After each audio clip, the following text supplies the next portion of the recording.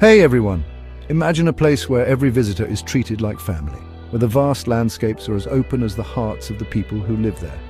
Today, we're diving deep into the nomadic traditions and hospitality of Central Asia. Get ready to be inspired by the warmth and generosity of the people who call this rugged land home.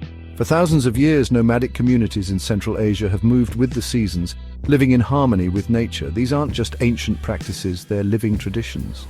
Families pack their homes onto camels or trucks, moving to lush summer pastures and returning to lower lands for winter. This rhythm of life is deeply organized and steeped in cultural significance. The yurt, a portable and cozy dwelling, is more than just a tent. It's a symbol of nomadic identity. Made from felt, wool and wooden frames, it can be assembled and disassembled within hours. Inside, it's divided with purpose, the right side for men, the left for women, and the center, where the hearth burns, is sacred. Stepping into a yurt is like stepping into a world where ancient traditions still breathe. Now, let's talk about hospitality. In Central Asia, welcoming a guest is not just a kind gesture, it's a fundamental value. In the harsh conditions of the steppe or desert, survival often depended on the kindness of strangers. So a guest is considered sacred. It's common for travelers to be welcomed with tea, bread, sweets, and sometimes a full meal without even asking for it. The moment you step into a yurt or home, the hosts see it as their duty to make you comfortable.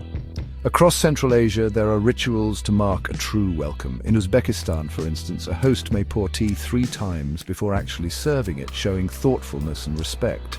Bread is always placed flat side up and never wasted. In Kazakhstan and Kyrgyzstan, guests are offered salt and bread as symbols of peace. It's not just about being fed, it's about being seen and heard. And let's not forget the food. Each region has its own flavors, but some dishes unite the people. Plov, a rich rice dish with meat and carrots, is a national treasure in Uzbekistan. In Kyrgyzstan and Kazakhstan, fermented mare's milk called kumis is both a drink and a cultural statement. Meals are typically eaten on the floor around a low table, a space of equality and respect.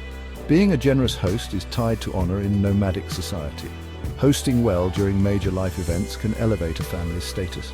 These gatherings often last for days, filled with food, music, horse races, and games. A host's ability to provide, not in extravagance but in sincerity, is a reflection of character. While urban life has pulled many away from the old ways, the spirit of nomadic hospitality remains. Young people may live in cities, but they return to the mountains each summer.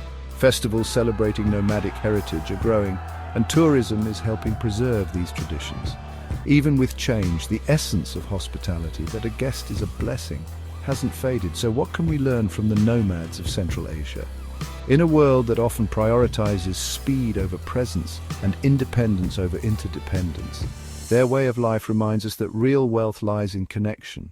A yurt may be simple, but within its walls, strangers become friends, stories are shared, and every visitor is seen as a gift. As we step out of this journey and back into our busy lives, let's carry a bit of that spirit with us, the quiet strength of tradition and the lasting power of a warm welcome.